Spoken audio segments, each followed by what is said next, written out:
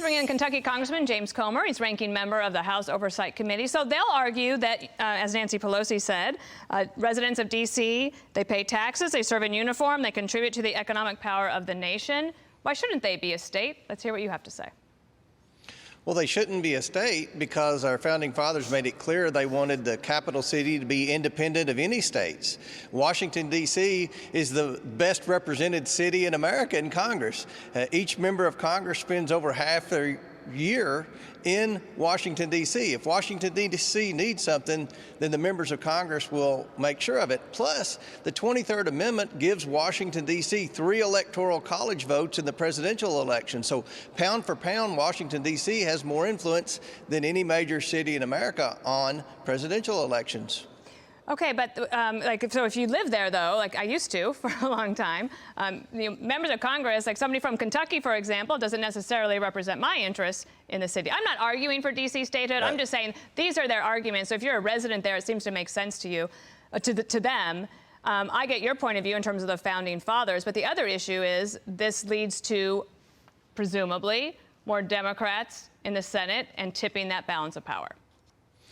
This vote this week on making Washington, D.C. the 51st state is about one thing: creating 2 new Democrat Senate seats. That's all. We can argue the merits. I can give you dozens of reasons why it's a bad idea. But at the end of the day, it's all about a Democrat political power grab to create 2 new Democrat Senate seats so they can end the filibuster and they can pass all the liberal progressive legislation that Nancy Pelosi's forcing down the throats of the Democrats in the House. So I'm going to do everything in my power to be against this bill, and I think every Republican in both the House and the Senate will vote against D.C. statehood. Do you see this idea linked to the idea that we talked about last week about packing the court? Absolutely.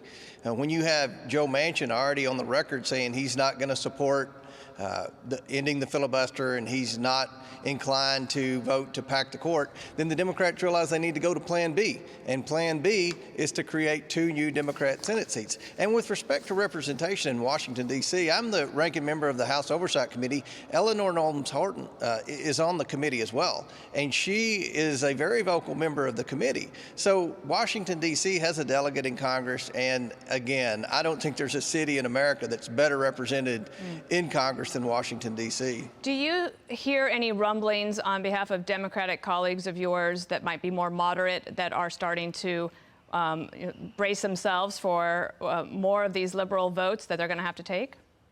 Yeah, they're scared to death. You know, privately, they're frustrated. They're frustrated that there's no compromise, that the liberals and the squad are running the show, but they're being threatened with primaries. And that's what they're going to do with any senator that's not thinking about going along with Chuck Schumer, any representative that's not thinking about going with Nancy Pelosi. They're going to dangle a primary opponent in front of them. Remember, in the House, Nancy Pelosi can only lose 2 votes right now. If she loses 2 votes, the bill is tied and it fails. So she has no margin to work with here, and we know the Senate's 50-50. That's why it's so interesting, because then you would think that the moderates would hold more sway and be more powerful right now, and instead it seems like the squad and the far left don't quite get that, what's going on there. We'll see if it changes. James Comer, Kentucky Congressman, thank you for being here. Thanks for having me, Dana.